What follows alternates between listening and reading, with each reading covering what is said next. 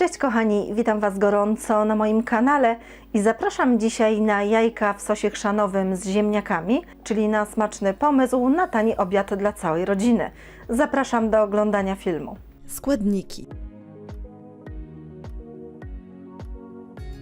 Na patelni rozpuszczamy masło, następnie dodajemy mąkę i całość energicznie mieszamy, aż powstanie zasmażka. Do zasmażki wlewamy gorący bulion i wszystko mieszamy, aż do uzyskania konsystencji gładkiego sosu.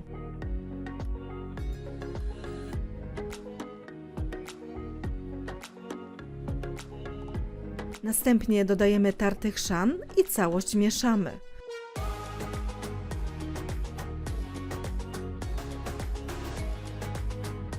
Na końcu do sosu dodajemy śmietanę i wszystko razem łączymy.